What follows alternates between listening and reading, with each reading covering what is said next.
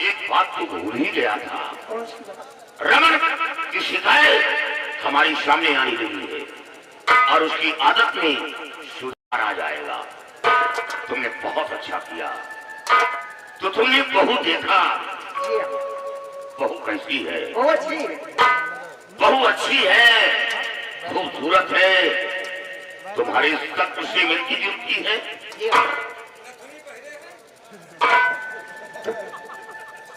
अरे वो अगर वो पहले नहीं होगी तो मैं पहनाऊंगा। यानी बहू को देखा और बहू को पसंद किया तो क्या मेरा हक नहीं है? आपका भी हक, मेरा भी हक है। और बहू को बुलाओ और उसे आशीर्वाद दो।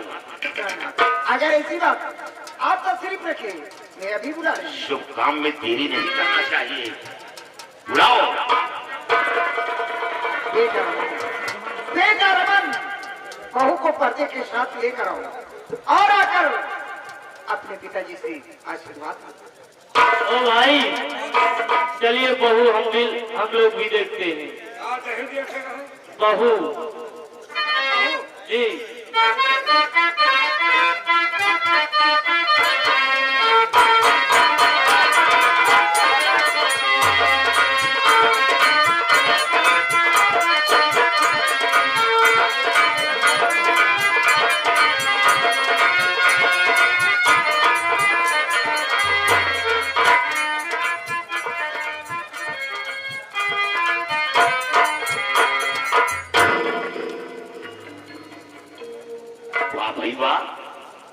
भाई जोड़ी तो लाजवाब है।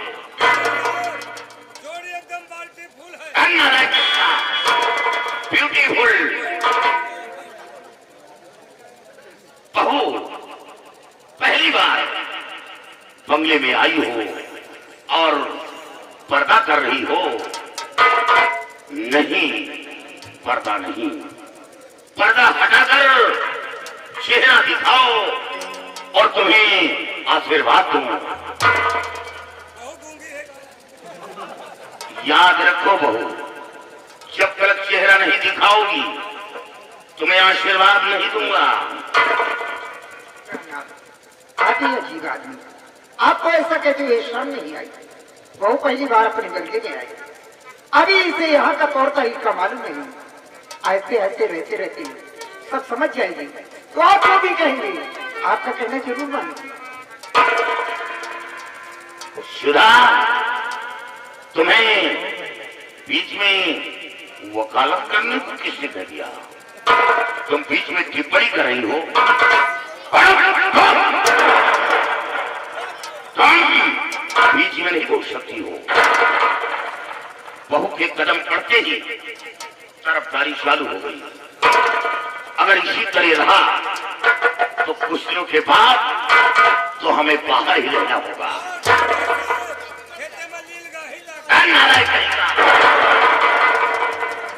देखा बहू, तुम्हारे कदम बढ़ते ही तुम्हारी सास तुम्हारी तरफदारी करने लगी है। लेकिन बहू शर्म करेगी तो फिर रोटियां बनाकर कौन खिलाएगा? खिलाओगी बहुत खूब, हमें यकीन है। लेकिन तुम मेरी बहू नहीं, तुम मेरी बेटी हो। बहू और बेटी में फर्क नहीं होता। मेरे बेटे की जीवन साथी हो और मैं रमन का पिता हूं। पहली बार चेहरा देखना चाहता हूं। सुधा, वो कुछ समझा दो, नहीं ये रिश्ता बर्बाद होगा। आप ये चीजें आप थोड़ी थोड़ी बातों में नाराज हो जाते। आप तस्वीर रखिए, नहीं दिखा रहे, क्यों परेशान? बेटा रमन, बहू का चेहरा खोलकर अपने बेटी को दिखाया।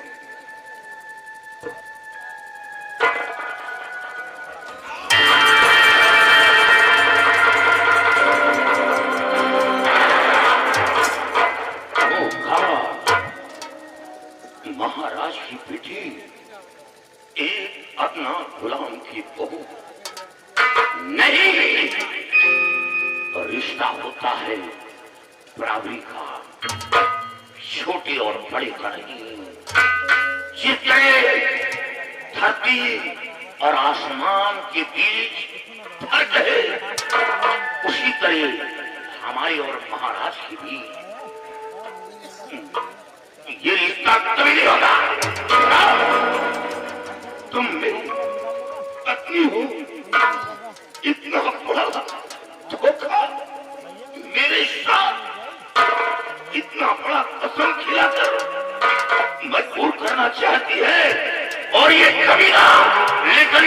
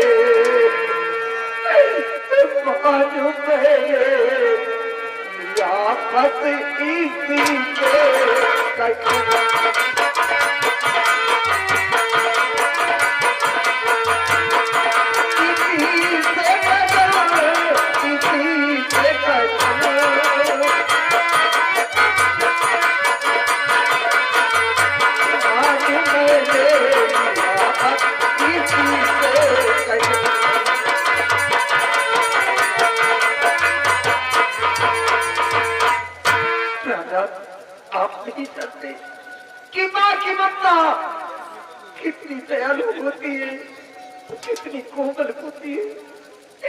ये दोनों बच्चे एक दूसरे के लिए मरने को तैयार थे, पीटने को तैयार थे। मैं अपनी माँ की ममता को न रोक सकी, मैंने इन दोनों का कहना स्वीकार कर लिया। अगर इसमें मैंने आपके साथ कोई गलती की है, कोई विश्वासघात की है, तो आप मेरा सर कलम कर सकते हैं, लेकिन इन दोनों बच्चों को कुछ नहीं कहना। इन दोनों बच्चों की मैं आंचल फैलाकर इन दोनों बच्चों की प्यार की भीख मांग के ऊपरा था। इन दोनों बच्चों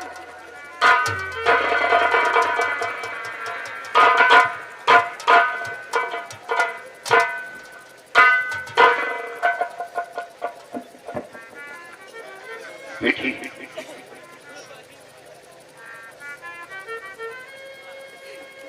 बोलिए पापा। पापा बोल रही।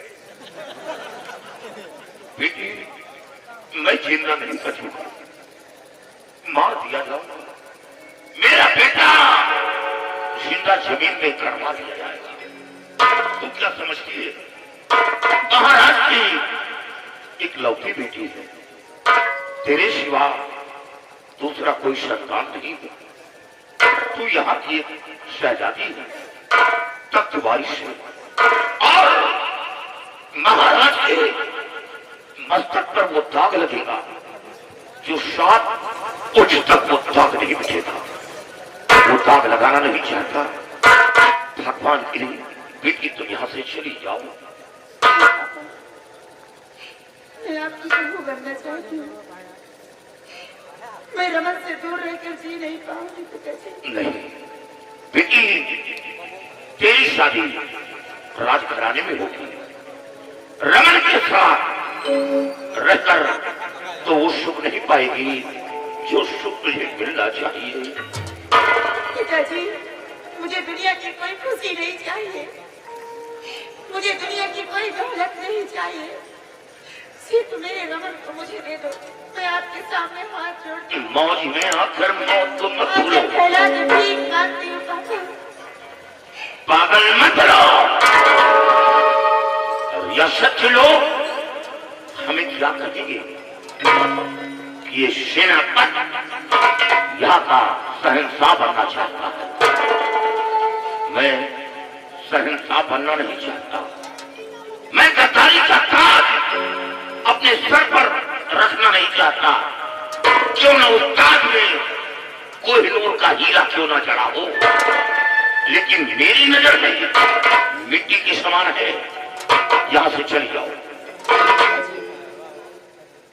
आज मैं यहाँ से जाने के लिए नहीं आई हूँ तो सिर्फ आपकी बहू बनने के लिए।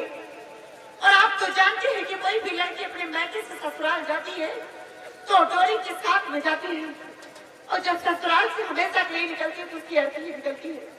अगर मुझे यहाँ से जाना ही चाहते हो तो मुझे मार दो पापा, मेरे मन के बगैर नहीं जी पाओ।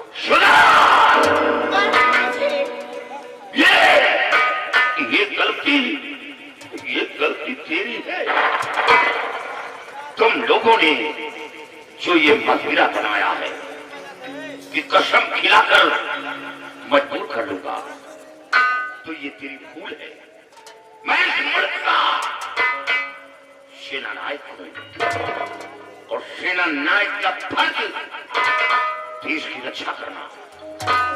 मैं देश का गद्दार नहीं। मैं अपने फर्ज के लिए अपने आप को पिट सकता हूं, अपने धन दाम को मिटा सकता हूं, अपने कसम को तोड़ दूंगा, लेकिन अपने फर्ज को नहीं। ये बात यहां तक नहीं, ये बात राज दरबार पहुंच चुकी है और महाराज का हुक्म रमन को गिरफ्तार करने आया हूं और इसे गिरफ्तार करके ले जाऊंगा। दुनिया की कोई ताकत इसे रोक नहीं पाएगा। तो ठीक है, आप अपना फर्ज पूरा करें और मैं अपना फर्ज पूरा करूंगी। आप रमन को गिरफ्तार करने के लिए आए हैं तो रमन को गिरफ्तार करके लेकर चले। मैं भी देखती हूँ मेरे रमन को कौन मारता है, मेरे रमन को मुझसे कौन छीनता है। आप भी अपनी ताकत लगा लेना और मेरे पिताजी भी। अपने रमन को पाने के लिए जमीन तो क्या हो, मैं अर्थ तक जाऊंगी। अरे तुमको इस साल में चक्रास से भी टकरा जाऊंगी। अपने रमन को पाने के लिए फल से ताकत से मैं किसी तरह बचा।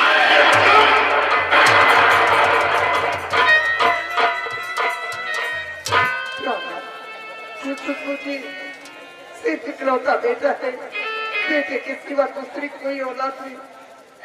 भगवान के लिए सब मत कीजिए। वाह सुधा, वाह, अच्छा खेल खेला है। प्रहलाद, मैंने कोई खेल नहीं खेला। जो एक माँ का फर्ज होता है वही मैंने किया है, कोई पाप नहीं किया। माँ का फर्ज अदा किया है। आपका अपने पति के बारे में नहीं सोचा कि मेरा क्या होगा। प्रहलाद, पति पति होता है लेकिन औलाद औलाद होता है। प्रहलाद, ठीक है, भगवान के लिए ठीक है, पति पति होता है, औलाद औलाद होता है। तो तू माँ का फर्ज अदा कर और अब मैं अपना फर्ज अदा करूंगा। रास्ते अलग हो गए। रमन को गिरफ्तार करो। सुधा, रमन को छोड़ दो, नहीं तो मैं भूल जाऊंगा कि तुम मेरी पत्नी हो। मेरे हाथ उड़ जाएंगे। तो आपका जात आज अपने इतना बड़ा फैसला कर लिया। प्रहलाद, आप इतना निर्दयी बन गए, इतना कठोर बन गए। प्रहलाद, मुझे अपने आप का कोई कमी, आप मेरे जिस्म के टुकड़े टुकड़े कर दीजिए। मैं मरने के लिए सब से तैयार हूँ। भगवान के लिए मेरे जीने के सहारे भगवान के लिए पहले मालूम होता नम्मा औलाद तेरी खूब से जंग लेगा तो उसे जंग लेते ही इसका गला खोड़ देता, जो अपने माँ बाप के सर को झुकाना चाहता है, मेरी गरिमा मेरी प्रतिष्ठा धूल में मिलाना चाहता है, महाराज का सर पीछा करना चाहता है। प्रहलाद, कोई माँ बाप ही नहीं जानता कि माँ के कोख में अच्छा बच्चा जन्म लेगा या खराब, और फिर अच्छा हो या खराब हो, औलाद औलाद होता है भगवान के समझ। रमन को छोड़ दो, नहीं मैं ऐसा नहीं, छोड़ दो। भगवान के लिए रमन को बेरहमी के साथ मारते हुए और धकेलते हुए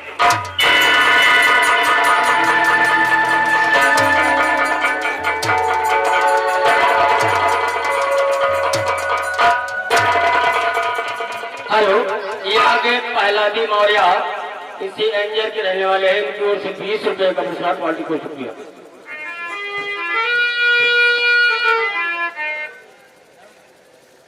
हेलो हेलो, हाँ भैया, एक मुझे सूचना, हमारे अगर भारत में ये तूने कैसा किया? मैंने तुझे बहुत समझाई, लेकिन तूने मेरा कहना नहीं मानी। आज मेरे बेटे की जान तूने किस मुसीबत में डाल दी। या भगवान, मेरे बेटे की रक्षा करना, मेरे बेटे को कुछ होने न पाए, सिर्फ तुझे किसी तरह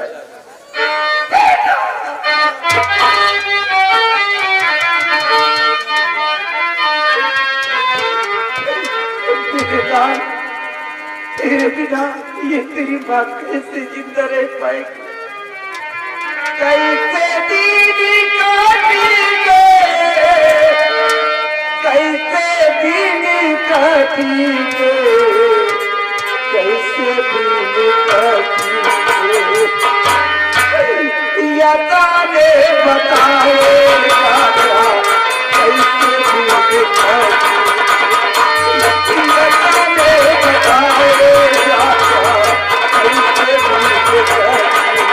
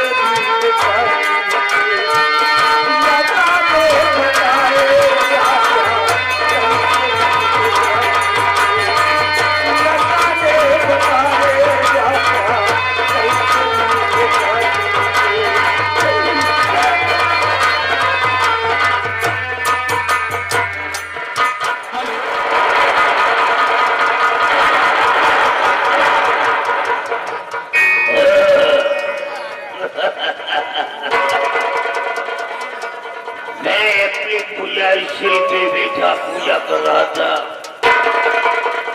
श्रीली हमारी आंखों में ऐसी चमक पैदा हो गई जिसके द्वारा मैं आयुष्य में पड़ गया।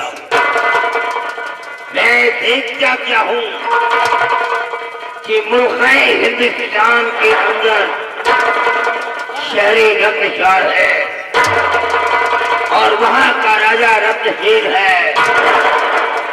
रत्नसेन के पास एक बेटी है,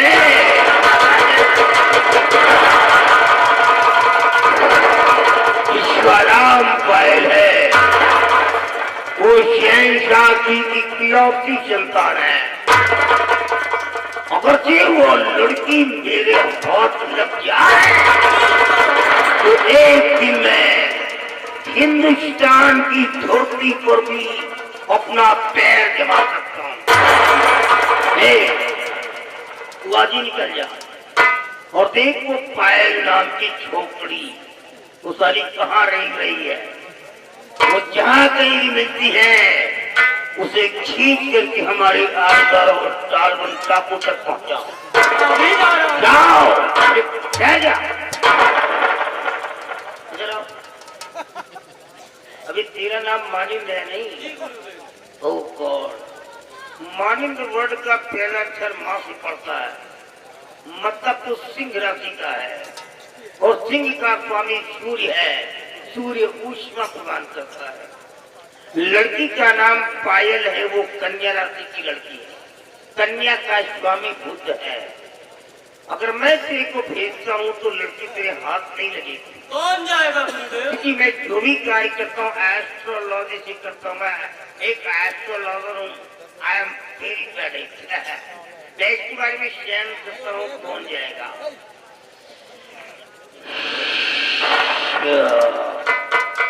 वाओ, कमलाक्षा जाएगा क्योंकि कमलाक्षा एक मिथुन राशि का है और मिथुन का स्वामी बुध है। लड़की के राशि का स्वामी बुध है। हे कमलाक्षा, सीधे प्रकट हो जा। कमलाक्षा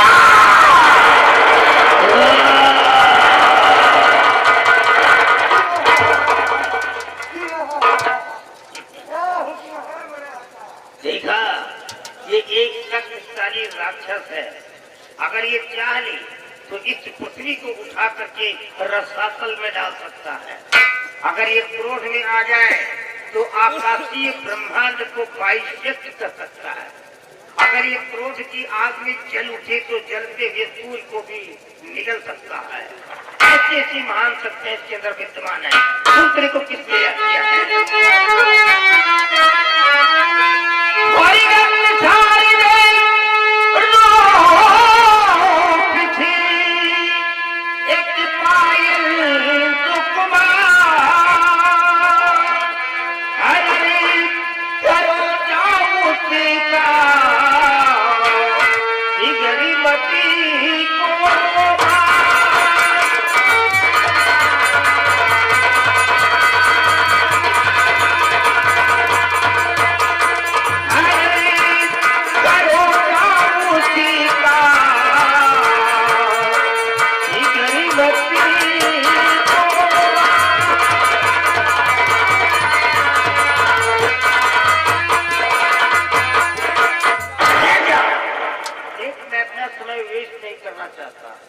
जितनी जल्दी हो सके हमारे आलगन टापू से निकल करके हिंदुस्तान की धरती पे पहुंच।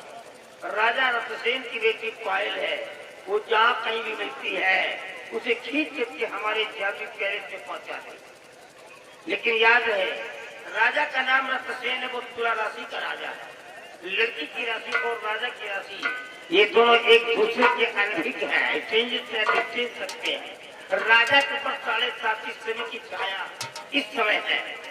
भैया अपने मौके पे बल दे रहा, राहु विपक्ष में बैठा हुआ, मतलब राजा का विनाश हो जाता है। वो लड़की किसी के हाथ लग जाए परंतु राजा के पास नहीं रह सकती है। इसी शुक्ल पक्ष में 15 दिन के अंदर वो लड़की मेरे को आना पड़ता है, नहीं तो साली मेरे हाथ से भी निकल जाएगी।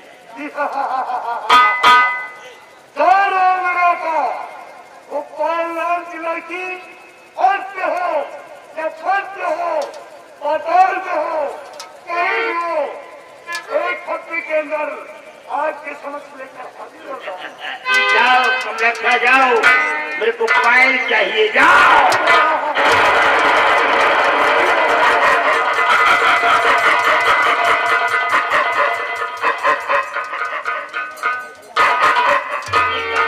देखा, ये तरह राक्षस नहीं है, इसे राक्षस मत कहिएगा। ये इस मुल्क का राजा है, इसका नाम राजा राघव राय सिंह था। मैंने अपनी शक्तियों से इसे राक्षस बना दिया है। इसकी पत्नी विराला यहाँ की महारानी कहलाती थी। मैंने उसे एक जैन का रूप दे करके इसी के बॉर्डर पर सिक्योरिटी करने के लिए छोड़ दिया और इसके सारे आर्मी को, सारे रेजिमेंट को कंकड़ पत्थर बना दिया। इसके पास कोशिश किया कि दोनों व्यक्तियों के जादू पैलेस में ला करके डाल करके जादू का जाल बिछा करके यहाँ के हुकूमत की बात को अपने कब्र पे कर दूंगा। इसी तरह सारे राजाओं को किडनैप कर लूंगा, उन्हें राक्षस बना डालूंगा और एक दिन संपूर्ण भूमंडल पे अपना नाम कमाऊंगा। संपूर्ण भूमंडल पे हमारा नाम होगा, तो पूजा करेंगे राम राम जादूगर, समझदार है। दुनिया में कोई भगवान होगा, राम राम जादूगर, भगवान होगा, राम राम जादूगर।